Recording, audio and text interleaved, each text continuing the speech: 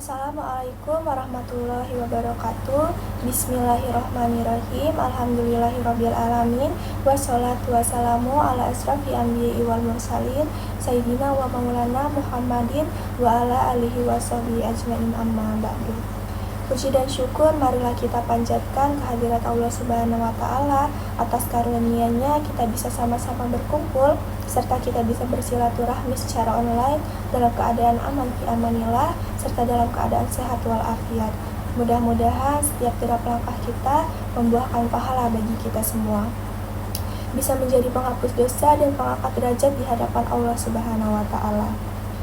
Tak lupa semoga salawat serta salam senantiasa tercurah kepada junjungan kita Nabi Muhammad SAW, kepada keluarganya, sahabatnya, kepada kita semua, serta kepada seluruh umatnya hingga akhir zaman yang menjadikannya sebagai uswatun hasanah, suri tauladan yang baik. Pada kesempatan kali ini saya ingin menyampaikan ceramah tentang akhlak wanita muslimah dan muslimah yang dirindukan surga. Meskipun pengetahuan saya hanya sedikit, tetapi semoga dapat membuat hadirin memahami dan memaknainya. Rasulullah SAW bersabda dalam hadis riwayat Muslim dari Abdullah ibnu Umar berkata, dunia adalah perhiasan dan sebaik-baiknya perhiasan dunia adalah wanita solihah. Dalam hal ini bukan diartikan bahwa wanita harus menggunakan make up maupun menggunakan perhiasan yang mewah. Perhiasan yang dimaksud adalah yang akan menjembatani wanita tersebut untuk masuk surga dengan akhlaknya yang mulia. Di sini saya akan menyebutkan dan menjelaskan akhlak wanita muslimah yang dirindukan oleh surga. Yang pertama adalah seorang muslimah yang menjaga sholatnya. Dalam hal ini sudah jelas sholat merupakan kewajiban yang harus dilakukan oleh seluruh umat Islam. Jadi seorang muslimah yang menjaga sholatnya merupakan seorang muslimah yang dirindukan oleh surga. Selanjutnya, seorang muslimah yang menjalankan puasa Ramadan. Puasa Ramadan wajib hukumnya bagi pria maupun wanita. Walaupun terkadang bagi wanita ada yang tidak sempurna puasa Ramadannya, namun Allah Subhanahu wa Ta'ala masih memberi kesempatan untuk membayar hutang puasa tersebut. Selanjutnya, seorang muslimah yang menghindari zina. Sebagaimana yang terdapat dalam surat Al-Isra ayat 32, dan janganlah kamu mendekati zina, sesungguhnya zina itu adalah suatu perbuatan yang keji dan suatu jalan yang buruk. Dosa zina hukumnya sangat berat. Seorang wanita muslimah yang sangat berusaha untuk menghindari zina, bahkan perilaku-perilaku yang mendekati zina, termasuk dalam wanita yang dirindukan oleh surga. Selanjutnya, seorang muslimah yang taat kepada suaminya. Wanita yang baik dan dirindukan oleh surga adalah wanita yang taat pada suaminya. Ketaatan pada suami dibatasi dalam perkara yang baik dan tidak bertentangan dengan syariat Islam. Selanjutnya, seorang wanita yang penyabar. Surga sangat menyukai wanita yang dipenuhi dengan kesabaran.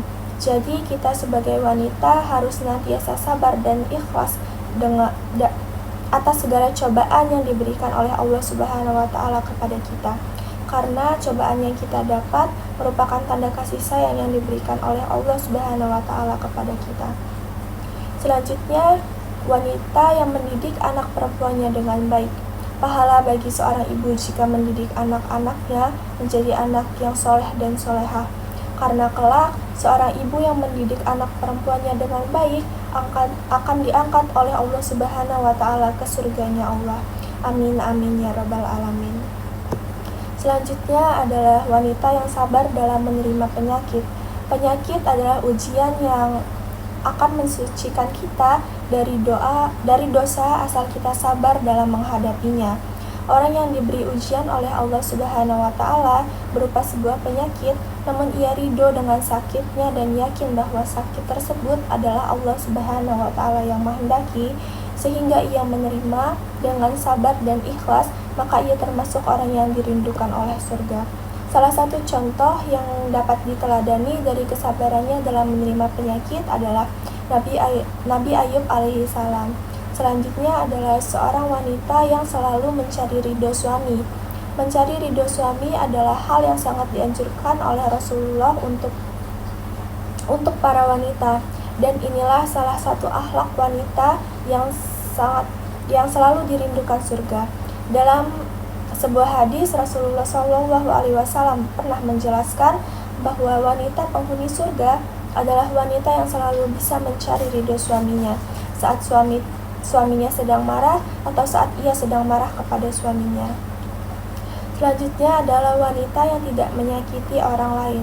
Rasulullah SAW pernah bersabda bahwa wanita yang hanya mampu sholat 5 waktu dan bersedekah dengan sepotong keju, namun tidak pernah menyakiti hati siapapun, itu adalah penghuni surga. Tidak demikian dengan wanita yang rajin beribadah siang dan malam, namun sering menyakiti tetangganya dengan lisan, maka wanita yang seperti ini adalah wanita penghuni neraka. Selanjutnya, wanita yang menyayangi binatang. Binatang juga merupakan makhluk ciptaan Allah. Wanita yang bisa menyayangi binatang dan tidak berbuat aniaya terhadap binatang pasti mendapat ganjaran tersendiri dari Allah Subhanahu wa Ta'ala. Selanjutnya, wanita yang amar ma'ruf nahi munkar. Dalam surat At-Taubah ayat 71, Allah menjelaskan bahwa siapa saja yang menjadi penolong bagi orang lain dengan menyuruhnya mengerjakan hal yang ma'ruf serta mencegah yang munkar, baik laki-laki maupun wanita, mereka akan diberi rahmat oleh Allah Subhanahu wa Ta'ala. Selanjutnya, wanita yang melahirkan keturunan.